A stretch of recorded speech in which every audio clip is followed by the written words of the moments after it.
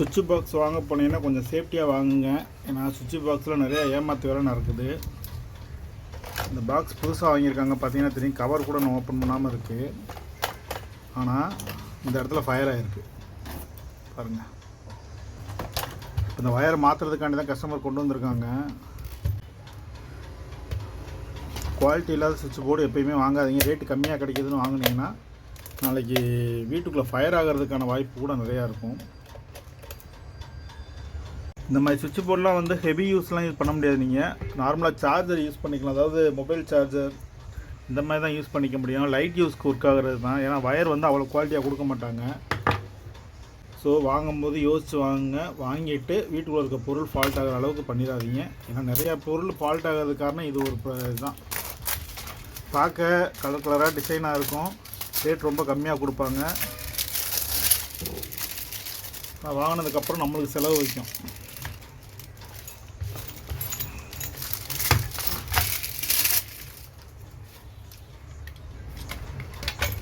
எந்த அளவுக்கு ரொம்ப சுமாரான ஒரு செட்டிங் போட்டிருக்காங்கன்னு பாருங்கள். தனித்தனியாக பிளேடு வச்சு லைன் கொடுத்துருக்காங்க. இதில் ஸ்பார்க் ஆகிறது மெயினாக என்னென்னு கேட்டிங்கன்னா, சுவிட்ச் போட்ட உடனே இங்கே இருக்க ப்ளக்கு ஃபுல்லுமே கரெக்டாக லிங்க் ஆகிருக்காது. ஸோ ஸ்பார்க் ஆக ஆரம்பிக்கும். இதுவும் அப்படி தான் ஸ்பார்க் ஆகிருக்கு. இத்தனைக்கும் அதில் பாருங்கள், ஃபியூஸ் கேரியர் வேறு கொடுத்துருக்கானுங்க. ஆனால் ஒரு பிரயோஜனமும் இல்லை. ஃபியூஸ் அடிக்கலை, பட் உள்ளே வந்து வயர் எரிஞ்சிருச்சு. பாருங்க, ஃபியூஸ் இருக்குது.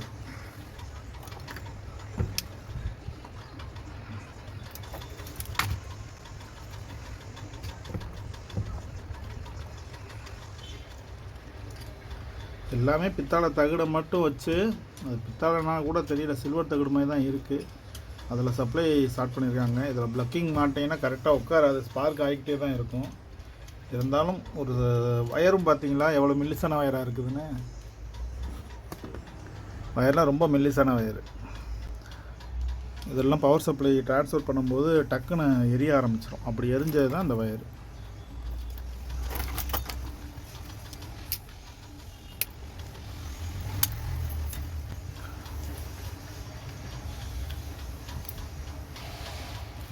இது வயர் பார்த்தீங்கன்னா சாஃப்டாகவும் இல்லை, விறகு கட்ட மாதிரி இருக்குது. அதனால தான் இது சீக்கிரமே போயிடுறது.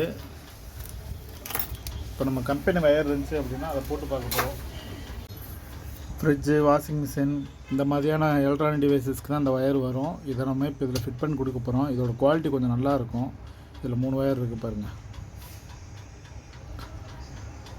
இதை நம்ம குவாலிட்டியாக கொடுத்தாலுமே உள்ளே இருக்க கேபிள்லாம் ரொம்ப மெல்லிஸாக இருக்கிறதுனால ஃபயர் ஆகிறதுக்கான வாய்ப்பு இருக்கும். அதாவது இது வந்து நம்ம கடை கஸ்டமருடைய போர்டு. இது அவர் வந்து சார்ஜர் மட்டும் நான் யூஸ் பண்ணிக்கிறேன்னு சொல்லி தான் கேட்டிருக்காரு.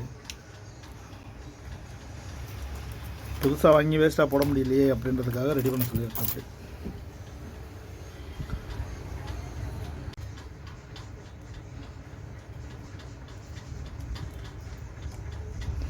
இது வயர் வந்து கொஞ்சம் சாஃப்டாக இருக்கும், பார்த்தீங்கன்னா தெரியும். ஃப்ளெக்சிபிளாக இருக்கிறதுனால கொஞ்சம் நாளைக்கு ஓடும்.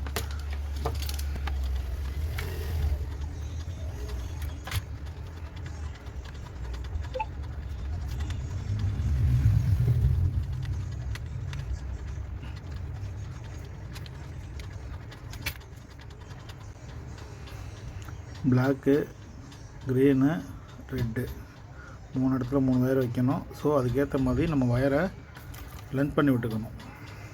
வயர் லென்த் பண்ணும்போது இந்த மாதிரி கத்தி வச்சு வெட்டும்போது பார்த்து வெட்டுங்க, கையை வெட்டிக்காதீங்க. நிறைய பேர் வயர் ஃபிக்ஸ் பண்ணுறதுக்கு முன்னாடி வயரோட லென்த்து 3 இடத்துக்கும் வருதான்றதை பார்த்துக்கணும். பிளாக்கு, ரெட்டு, க்ரீனு 3மே வரணும்.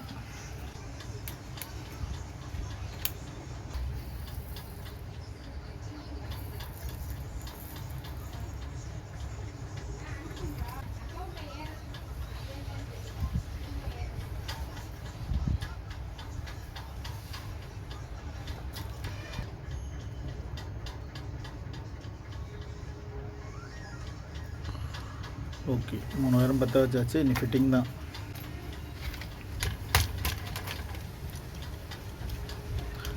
ஏம்மா ஃபிட் பண்ணும்போது எல்லாமே லைன் கரெக்டாக இருக்கான்னு பார்த்துக்கோங்க. நான் ஒன்று ப்ளக்கு கலந்து கிடக்கும். ஸோ ப்ளக்லாம் கரெக்டாக இருக்கான்னு பார்த்துட்டு லாக் பண்ணுங்கள்.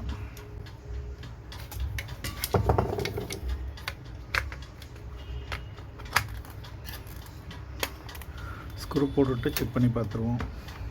இந்த பொருள் வாங்க போனீங்கனாலும் பிளாஸ்டிக்குக்கும் மட்டி பிளாஸ்டிக்கும் உள்ள வித்தியாசத்தை தெரிஞ்சுக்கோங்க. இது வந்து கடக்குன்னு சொல்லுவாங்க. சவுண்டு தெரியுதா உங்களுக்கு? இந்த மாதிரியான ஐட்டத்தில் செய்கிறதெல்லாம் ரேட்டு கம்மியாக கிடைக்கும். ஆனால் சீக்கிரத்துலேயே இந்த மாதிரி உடஞ்சி ஒன்றும் இல்லாமல் போயிடும்.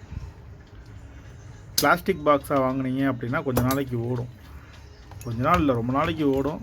மேக்ஸிமம் பிளாஸ்டிக் பாக்ஸாக இருக்க மாதிரி பார்த்து வாங்க. மட்டி கடக்கில் வாங்காதீங்க, குவாலிட்டி இருக்காது. ஃபியூஸ் கிளிப்லாம் உடஞ்சி போய் கிடக்குது. ஸோ மேலாப்பில் வச்சு மாட்டியாச்சு. பவர் சப்ளை கொடுத்து செக் பண்ணி பார்த்துருவோம்.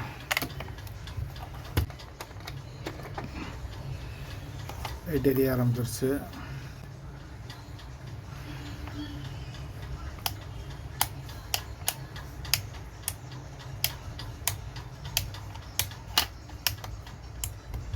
இதில் ஏதாவது ஒரு சார்ஜர் போட்டு பார்க்கலாம்.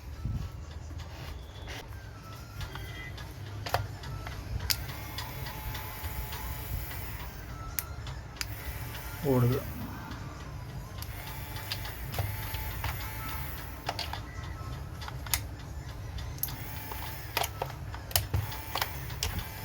எல்லா ப்ளக் பாயிண்ட்டுமே ரன் ஆகுது.